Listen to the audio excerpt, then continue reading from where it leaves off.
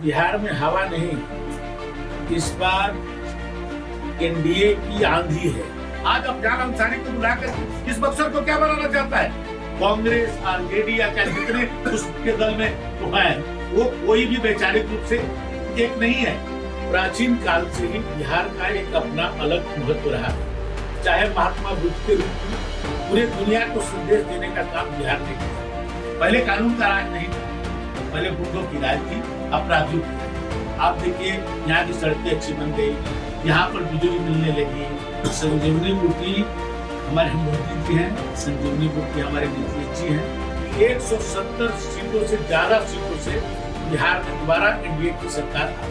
नमस्कार, आप देख रहे हैं बीएच और मैं हूं आपके साथ प्रमोद तिवारी। जैसा कि आपको पता है, इस वक्त हम बिहार में हैं और बिहार में शहर शहर गली गली जाकर हम लोगों की नब्ज खोलने की कोशिश कर रहे हैं कि आखिर बिहार और बिहारियों के मन में इस बार क्या है। आपको पता है, भारतीय जनता पार्टी की खासियत है कि चुनाव जब लड़ते हैं तो ऐसे लड़ते हैं जैसे अगला कोई चुनाव है ही नहीं। अपनी सारी मशीनरी जो है वो उतार देते हैं। अब भारतीय जनता पार्टी की रणनीति और बिहार चुनाव का माहौल समझने के लिए और उस पर विस्तार से चर्चा करने के लिए हमारे साथ इस वक्त मौजूद हैं भारतीय जनता पार्टी के एक वरिष्ठ नेता और उत्तर प्रदेश के परिवहन मंत्री और बलिया सदर से विधायक श्री दयाशंकर सिंह जी। बहुत बहुत शुक्रिया सर हमसे बात करने के लिए। हमारे साथ बक्सर के सम्मानीय नेता श्री प्रदीप राय जी भी मौजूद हैं। हमारे साथ अमित पांडे जी भी मौजूद हैं। सर, आप इतने दिनों से बिहार में हैं, आप चुनाव संभाल रहे हैं, आप रैलियां कर रहे हैं, आप सभाएं कर रहे हैं। अभी तक आपका आंकलन क्या है, बिहार में इस बार किसकी हवा है? बिहार में हवा नहीं, इस बार एनडीए की आंधी है। अब तक के जितने चुनाव हुए हैं और आप देखेंगे कि इस बार सभी चुनाव का रिकॉर्ड टूट जाएगा। मोदी जी और नीतीश कुमार जी के नेतृत्व में जो बिहार में कार्य हुआ है उसको बिहार की जनता ने स्वीकार किया है और बिहार की जनता ने मूड बना चुकी है कि इस बार सर्वाधिक वोटों से, मैं आपसे यदि कहूं कि 170 सीटों से ज्यादा सीटों से इस बार एनडीए के नेतृत्व में, माननीय नीतीश जी के नेतृत्व में बिहार में दोबारा एनडीए की सरकार आ रही है। 20 वर्षों से जयशंकर जी बिहार में एनडीए की सरकार है। नीतीश कुमार लगभग पिछले 20 सालों से बिहार के मुख्यमंत्री हैं। ऐसे में विपक्ष जो है वो लगातार उन पर हमलावर है कि 20 वर्ष में बिहार में इतना काम होना चाहिए, वो हुआ नहीं। और 20 साल बदलाव लाने के लिए बहुत है, उनको 20 साल दिया, इस बार तेजस्वी की बारी है। इस पर आपकी क्या प्रतिक्रिया होगी? देखिए, इस 20 सालों में बिहार आज से नहीं, प्राचीन काल से ही बिहार का एक अपना अलग महत्व रहा है।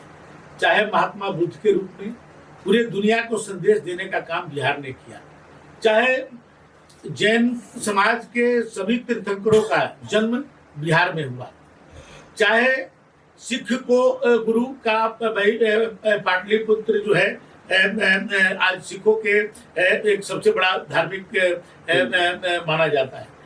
उसके बाद चाहे देश की आजादी के समय में भी आप देखेंगे तो महात्मा गांधी को भी अपने सभी आंदोलन बिहार से शुरू करना पड़ा। चाहे आजादी के बाद व्यवस्था परिवर्तन की लड़ाई जब प्रकाश नारायण लड़े तो भी बिहार से ही उन्होंने अपनी संघर्ष की यात्रा प्रारंभ की। और आज भी मैं समझता हूं कि बिहार ऐसा है कि देश की राजनीति को बदलने की क्षमता बिहार रखता है। लेकिन आज बिहार में मेधा भी है। आज भी आप देखेंगे सबसे ज्यादा IAS IPS आज के किसी राज्य के हैं तो बिहार राज्य के हैं। पूरे देश को आज बिहार चला रहा है। आज हमारे मैं अपने उत्तर प्रदेश की बात कहूँ तो हमारे यहाँ तो चीफ सेक्रेटरी से लेकर के DGP, हमारे ADG, लॉ एंड ऑर्डर से लेकर के सभी, चाहे वो प्रमुख सचिव गृह हो या प्रमुख सचिव वित्त हो, आज सभी आप देखेंगे तो बिहार के हैं। हमारे जोगी जी के मनोज कुमार जी चीफ सेक्रेटरी आपके यही आपके औरंगाबाद के थे। हमारे DGP आपके यहीं पर आपके जो है आरा के थे। ADG law and order STF के यहीं के आरा के रहने वाले हैं। चाहे और भी आप देखिए, आपने छपरा के हमारे जो एडिशनल चीफ सेक्रेटरी और वित्त और कई विभाग देखते हैं, दीपक कुमार, छपरा के रहने वाले हैं। हमारे प्रमुख सचिव गृह संजय प्रसाद आप बिहार के सीतामढ़ी के रहने वाले। माने आज उत्तर प्रदेश का भी ब्यूरोक्रेसी लगभग आज बिहार के लोगों ने वहां पर कर रहे हैं। जोगी जी के नेतृत्व में आप देख रहे हैं जो कानून व्यवस्था आज जो अच्छी हुई है उसमें बिहार के भी हमारे जो अधिकारी हैं जो आज योगी जी के नेतृत्व में कार्य कर रहे हैं, उनका बहुत बड़ा योगदान है। तो बिहार हर दृष्टि से महत्वपूर्ण होते हुए भी बिहार के बारे में एक वातावरण बनाया गया कि बिहार में गुंडा राज है, बिहार में जंगल राज है, बिहार में डकैती होती है, अपहरण होता है। ये किसने किया? ये आरजेडी के लोगों ने बिहार के बारे में एक पूरे दुनिया में एक बिहार को बदनाम करने की कोशिश किया। और आज नीतीश जी ने आज 20 सालों में बिहार के इस लोगों की सोच को बदलने का काम किया। आज बिहार में आज जो है अच्छी सड़कें हैं, आज बिहार में बिजली मिल रही है, आज बिहार में कानून का राज है। आज मैं आपसे बोलूं कि हम ही लोग, मैं भी यही रहने वाला हूं, लेकिन कभी हम लोग रिश्तेदारी में कोई शादी ब्याह पड़ता था, जब हम लोग आते थे तो इसी बिहार में घुसने से पहले लोग कहते थे यहाँ के पुलिस अधिकारी का आप रुकिए अभी। जब 10-12 गाड़ी हो जाती थी तब हम लोग को रात में छोड़ते थे जाने के लिए। आज जो है 2 बजे रात में भी मैं देखता हूँ कि हमारी माताएं बहनें भी आज बिहार में घूम रही है। इस तरह का उन्होंने एक वातावरण स्थापित किया है माननीय नीतीश जी ने। तो इस चीज को बदलने का काम किसी ने किया तो आज मोदी जी के सहयोग से नीतीश जी ने जो आज बिहार में किया है, इसलिए ये लोग फिर से उसी तरफ ले जाने की कोशिश कर रहे हैं।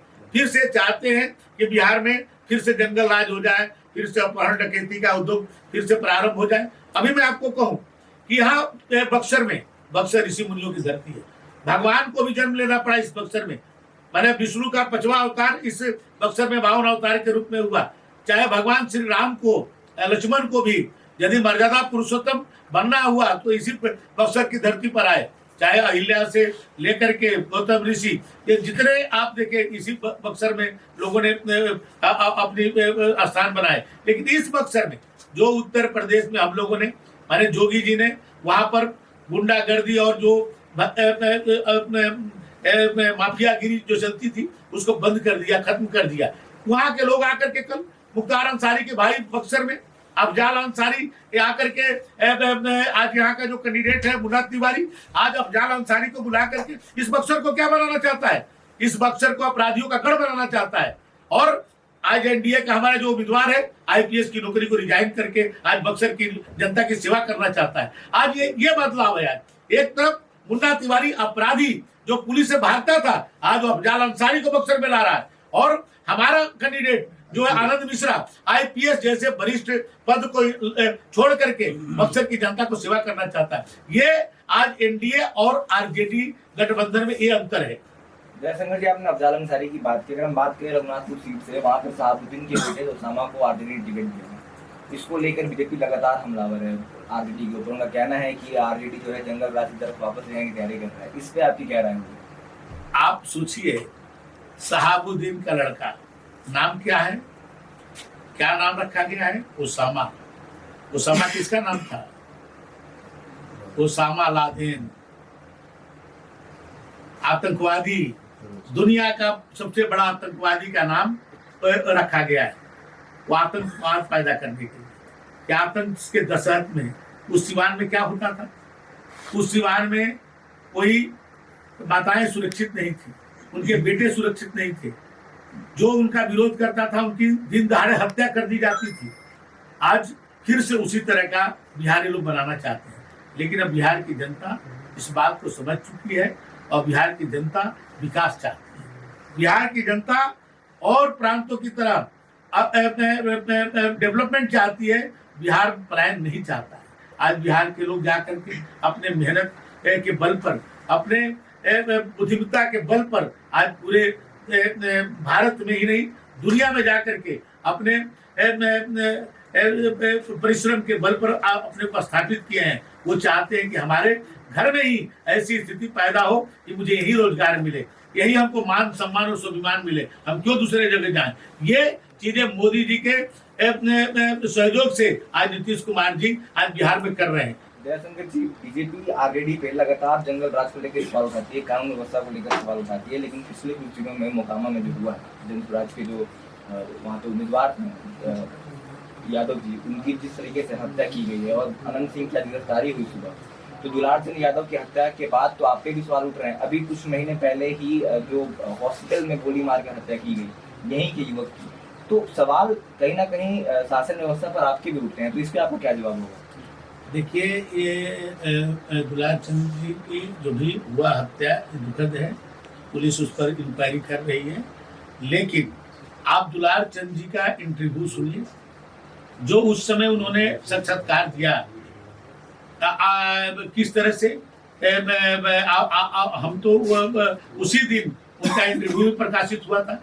वो कोई दूध के धुले नहीं थे।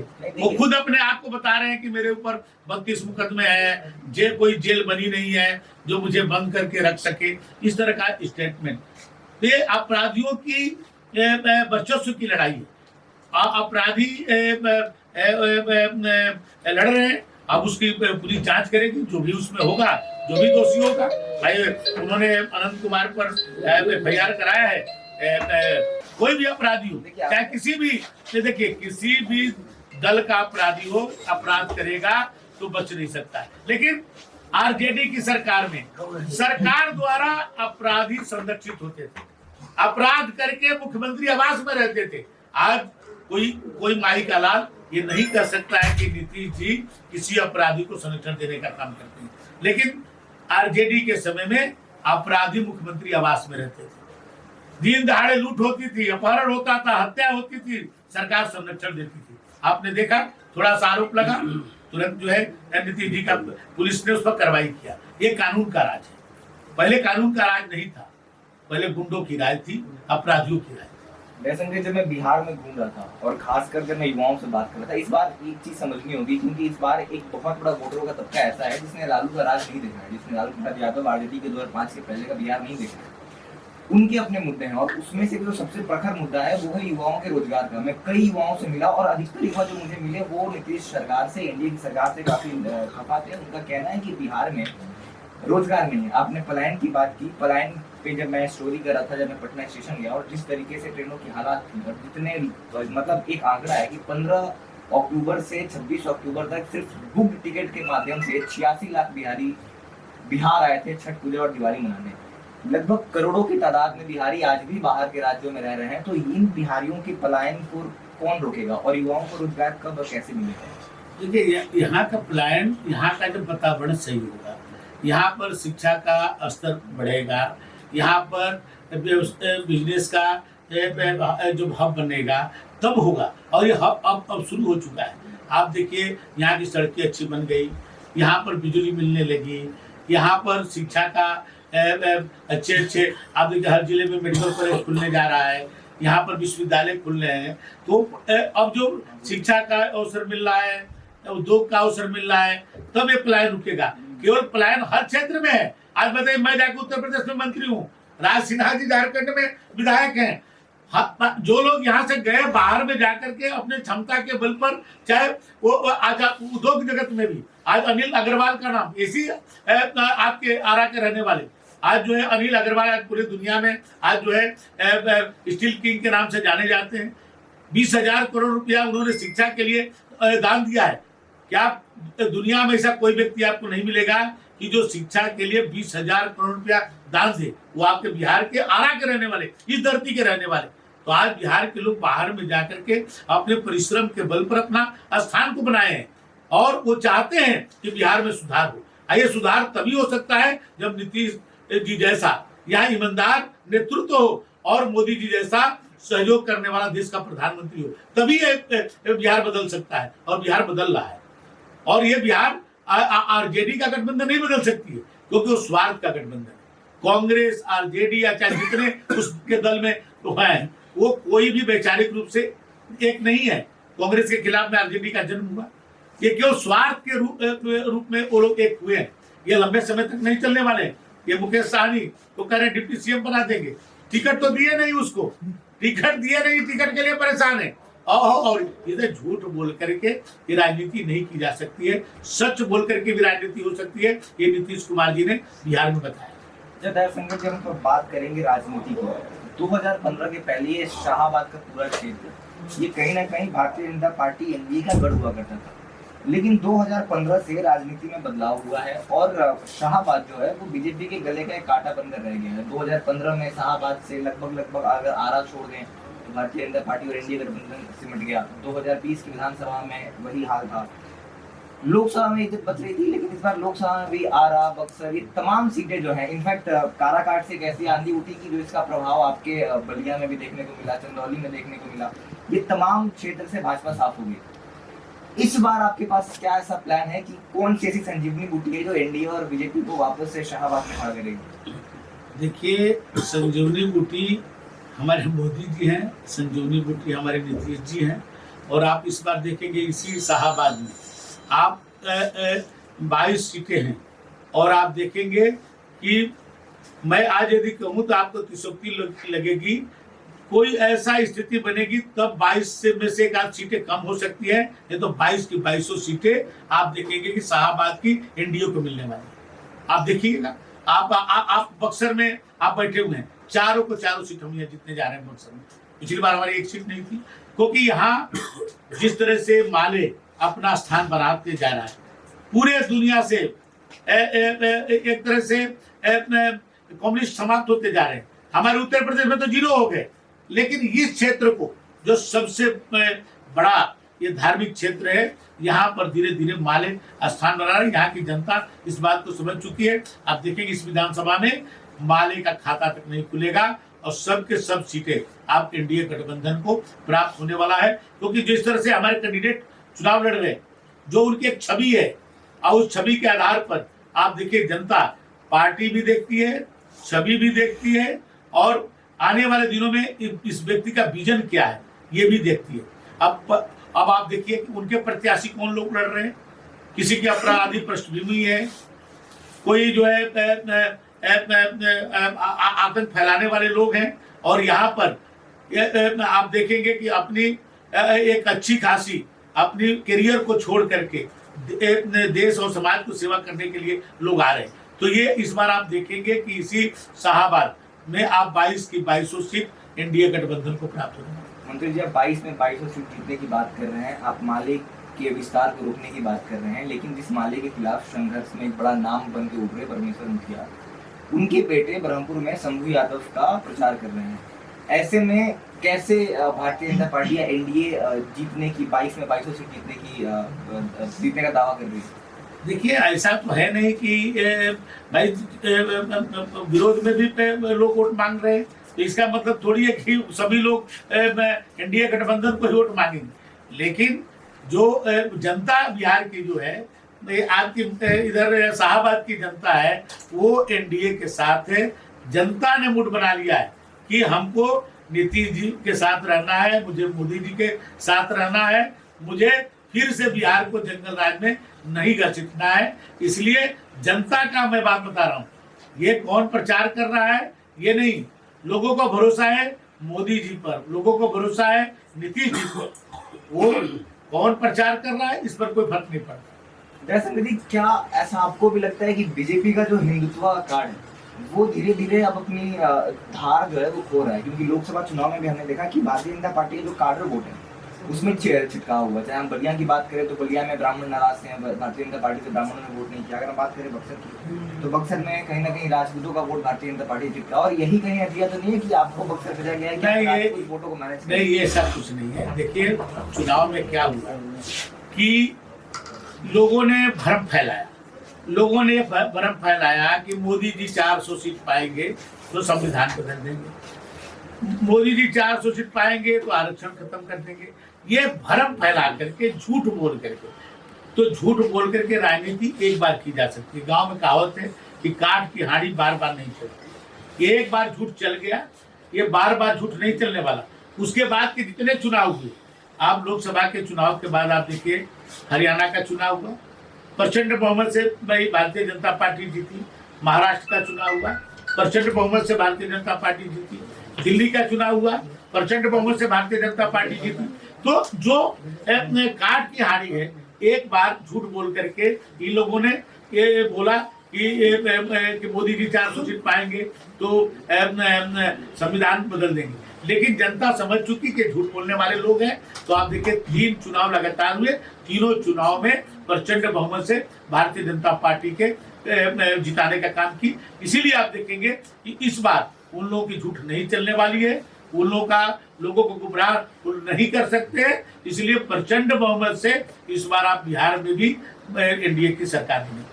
योगी जी के आप बड़े करीबी माने जाते हैं। योगी जी भी लगातार प्रचार कर रहे हैं बिहार में। मीसा भारती ने आज योगी जी पे टिप्पणी की, कहा कौन है योगी आदित्यनाथ बिहार में? बिहार में योगी आदित्यनाथ का कोई काम नहीं है, वो जाएं और यूपी में बुलडोजर चलाएं। इस पर आपकी क्या प्रतिक्रिया होगी? देखिए, योगी जी बक्सर में भी आए थे, बारिश हो रही थी और 50,000 से ज्यादा लोग छाता लगा करके योगी जी का भाषण सुन रहे थे।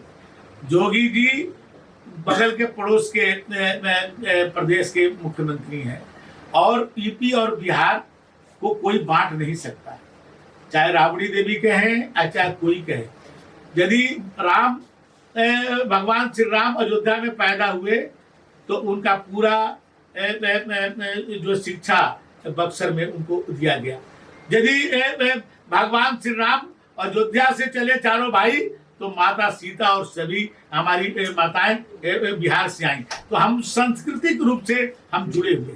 हमारी रोज की आना जाना है लाखों लोगों की। आज लाखों लोग बिहार से यूपी जाते हैं, लाखों लोग प्रतिदिन बिहार से यूपी में आते हैं और यूपी वाले बिहार में जाते हैं। ये हम लोग सांस्कृतिक वो है, कोई किसी को हम लोग को रोक नहीं सकता है, यूपी बिहार को बांट नहीं सकता है। हम लोग हर तरह से हम लोग एक हैं, हम लोग के खून में है कि बांटा ही नहीं जा सकता है। यहाँ पर आप देखिए 52 अवतार यहाँ हुए तो महर्षि भृगु जो है बलिया में थे। आप जो है तो इस तरह से सब चीजें आज गायत्री मंत्र का आविष्कार यदि बक्सर में हुआ तो उसमें भर्गो देवस्य भृगु भी है, तो कौन बांट देगा? ये राबड़ी या लालू की हिम्मत है बांट देने का, जो हम सदियों से एक हैं, प्राचीन काल से एक हैं। इसलिए योगी जी का जितना अधिकार उत्तर प्रदेश में है, योगी जी का उतनी अधिकार बिहार पर है, कोई नहीं बदल सकता। मैं जब एनडीए के समर्थकों से बात करता हूँ, खासकर जब मैं भारतीय जनता पार्टी के समर्थकों से बात करता हूँ, हालांकि मुख्यमंत्री का चेहरा जो है नीतीश कुमार है, लेकिन भारतीय जनता पार्टी के कार्यकर्ताओं के मन में भी अंदर खाने कहीं ना कहीं बात चलती है कि बिहार में भी भारतीय जनता पार्टी का मुख्यमंत्री होना चाहिए। क्या यही कारण है कि खुलकर नीतीश कुमार के नाम का ऐलान नहीं होगा बिहार में कि मुख्यमंत्री वही होंगे? क्या नहीं हो रहा है? हमारे सभी राष्ट्रीय नेतृत्व बोलते हैं कि माननीय नीतीश जी के नेतृत्व में हम चुनाव लड़ रहे हैं। ये तो वो लोग कह रहे हैं जो अपने घर में ही तय कर रहे हैं कि मुख्यमंत्री कौन बनेगा, उप मुख्यमंत्री कौन बनेगा। वो तो अपने गठबंधन वालों से भी नहीं बात करते, वो सीधे सीधे अपने घर में ही जारी कर देते हैं कि अरे बिहार की जनता चाहेगी कौन बनेगा। और बिहार की जनता ने नीतीश जी को मुख्यमंत्री बना रखी है और उनके नेतृत्व में चुनाव हो रहा है। ये तो केवल वो लोग कह रहे हैं कि जिनके अपने दलों में भी जो उनके महागठबंधन है, क्या महागठबंधन की बैठक हुई थी कि उनको मुख्यमंत्री पद के जो है कैंडिडेट डिक्लेयर किया जा रहा है। ये खुदे बैठ करके स्वयं भी जो है मुंगेरी लाल का हसीन सपने देख रहे हैं। अब बिहार की जनता तो नीतीश जी को चुन चुकी है और उन्हीं को चुनने वाली है, तो कोई इसमें शंका है ही नहीं है। ये तो केवल भ्रम पैदा करने के लिए लोग हैं, अब जनता भ्रम में नहीं आने वाली। जब टिकटों का ऐलान हुआ तो कई ऐसे क्षेत्र थे जहां से बगावत की शुरू, बहुत लोग पार्टी से नाराज थे और इस बार अमित शाह हरियाणा के तर्ज पे पर्सनली सबको हैंडल कर रहे थे।